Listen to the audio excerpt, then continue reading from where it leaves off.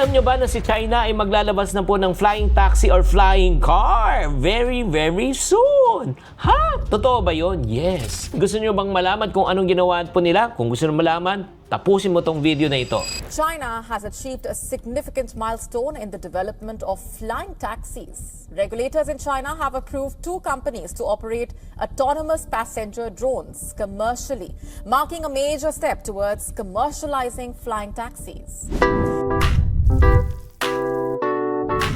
Hi there, this is Shin Kitan, your pambansang world coach. Dati, ang tingin natin sa China, everything in China, hindi maganda ang quality. Di ba? Madaling masira. Pero ngayon, lahat po ay nagagaling na sa China. Di ba? Sasakyan, damit, technology, gadgets. Nako, sila na pong gumagawa ng lahat. Hindi sila nagre-reklamo. They simply execute. Ngayon, sila nag-set ng standard ng future. Kaya ang tanong, anong pwede nating matutunan? Bakit sila mabilis na umangat? At no ang kanilang diskarte? Okay.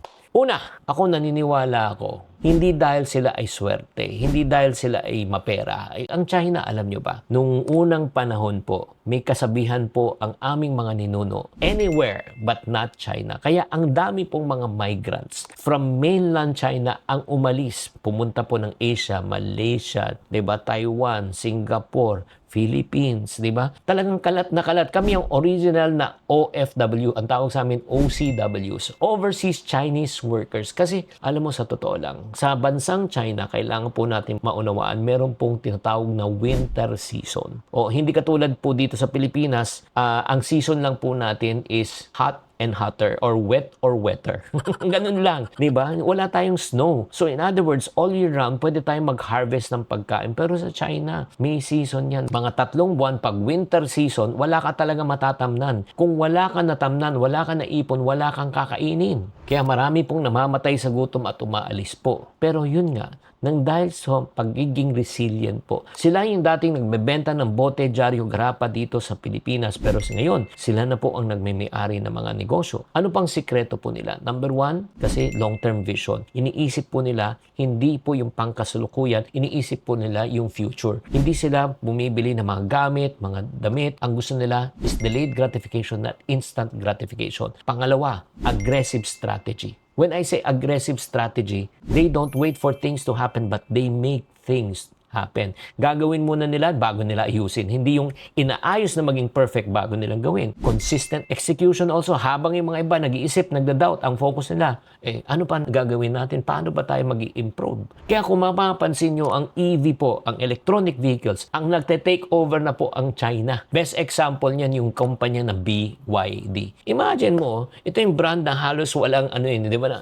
BYD, build your dreams, no? Parang slogan lang siya nung una Ngayon, tinalo na po ang Tesla. Hindi lang sa sales, kundi sa volume, affordability, speed of innovation, at global reach. Kung dito nga mapapansin nyo sa Pilipinas, tumingin-tingin kayo, marami na bang BYD? Kung may napapansin kayo, type BYD sa comment section. Habang yung mga ibang kumpanya, pare-pareho pa rin ang design. Anong ginawa? In-improve nila yung design. May mga nagsasabi na imposible daw yung mga EV cars. Anong ginawa? Ginawa nilang posible. Alam nyo ba, ang EV factory na gagawin po sa China ay may 130 square kilometers. Anong ibig sabihin yan? Ito po ay mas malawak pa sa sa Pasig o Makati, Mandaluyong o Marikina. Parang isa na siyang city. Di ba? Hanggang gawaan ng sasakyan. Araw-araw, 24/7 tuloy ang production. Parang sa sci-fi na ang gumagawa na rin talaga mga robot. At ngayon, itong matindi. Hindi pa sila nakontento. Ngayong taon na ito, gumawa sila po ng kasaysayan. Sila na daw ang unang maglo-launch ng first commercial na flying taxi.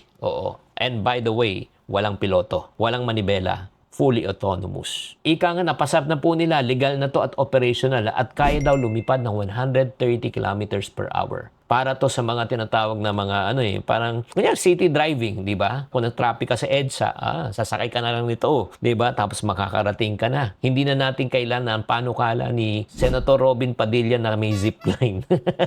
Naalala nyo? Nagpapatawa lang yata sa Robin nun na kailangan daw may zipline. Hindi, ito pwede na. Pwede rin itong pang tourist flight. Ika nga yung napapanood lang natin sa mga sci-fi movies ngayon ay totoo na. So, ito po ang nakakalungkot. Habang nagiging progresibo ang bansang China, ang ating bansa naman, paano naman po na tayo po ay napag-iiwanan na. Hanggang ngayon nga pinagmimitingan pa rin natin, 'di ba, kung maglalagay ba tayo ng bike lane or tatanggalin na ba natin yung bus lane o yung China, meron ng tinatawag na flying taxis. Nakakalungkot lang talaga sa ating bansa na yun nga, imbis na gumawa ng paraan, gumagawa po ng dahilan. Siguro ano yung tatlong strategies na matututunan po natin sa China para tayo ay umunlad at umasenso ng mabilis? Number one, kailangan long term ang pag-iisip, hindi lang dapat short term. Pangalawa, focus ka kung saan ka magaling. Ang China magaling sa technology, magaling sa EV, at magaling mangopya.